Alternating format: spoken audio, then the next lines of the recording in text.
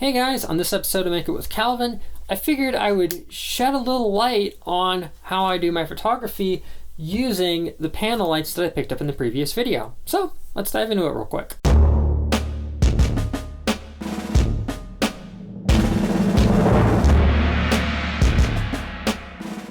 So right now I have one of the panel lights that is mounted to the top of the GoPro rig, which is in the approximate position that my Nikon D80 DSLR that normally does the photography would be in, and that light would be mounted to the hot shoe mount on top of the camera to kind of give you a rough idea of things. So this light is usually burning at maximum power as I'm running what's called a small f-stop, so the aperture is very tiny, giving me the depth of field that I need for the scene, but you're not getting as much light through, so you need a combination of slower shutter speed and or a lot more lighting. And there are times where I do have to turn the light down because it actually is kind of washing the scene out a little bit, but having that amount of light from such a tiny panel is really, really helpful. So what I do with the second light is I'll usually use that more in a side lighting application. This one's running at 25% power to kind of help illuminate areas in the scene that otherwise might be dark. So you can see with it off, there's a lot of shadows. With it on, there's a lot less shadows, and it helps highlight certain areas of the kit. So what I'll do is kind of move this light around by hand until I find a position that works and go from there. Now, in an ideal world, I would not be doing the photography on top of a VHS DVD recorder on top of a tiny little dresser.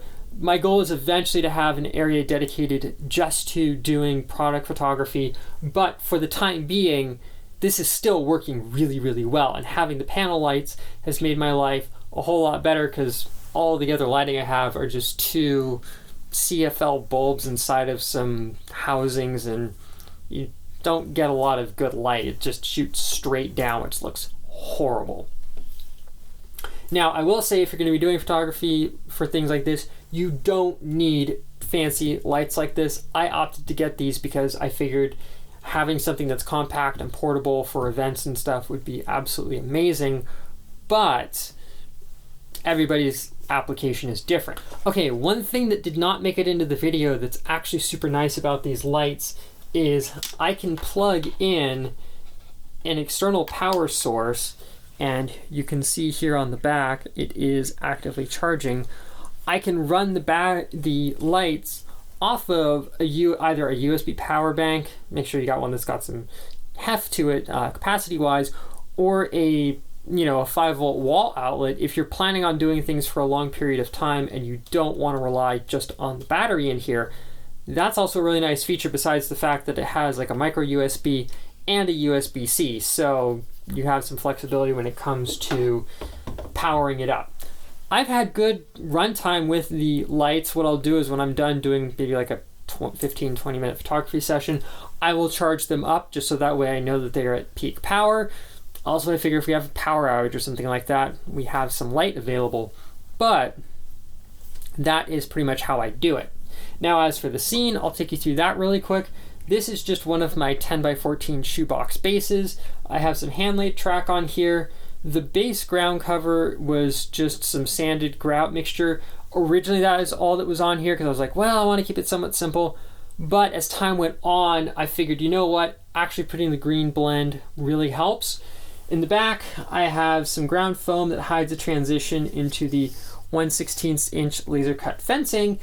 And then for the backdrop, I'm just using some leftover chalkboard hardboard from a friend's wedding project, sprayed it down with some Rust-Oleum French satin blue, which looks good, and then gave it a couple of coats of matte finish. One, because it helps with scratch protection, and two, because I wanted to make sure I wasn't going to have a lot of glare coming off of it. There are a few times where I might have had a little bit of glare, but I just turned down the fill light and everything is good. And then recently I just installed these trees in here, which really, really help make the scene. Now I will say when I'm shooting with the Nikon D80, this guy right here, with a 50 millimeter by 1.14 G lens, this base is about big enough that I can easily have things at a slight angle, and I might have to crop a little bit out of the edge, but the 10 by 14 base gives me the depth I need as well as the width that I need to really do most of the photography that I need. I've easily been able to fit an 18-foot flat car on here in ON30 with my loading dock and covered loading platform, and worked great. So I can't complain there. So that is my setup. I will say, if you want to get into doing photography like this, Dave Frary, who is an absolute legend in the model train community for both scenery and photography books, just dropped a really, really good video showing it from both the super simple, I'm using my cell phone side, all the way up to using professional grade equipment. So I will have a link to that video in the pinned comment. If you're at all interested in doing any kind of photography with model trains, I highly recommend checking it out, because he definitely knows his stuff and has some really helpful advice in there.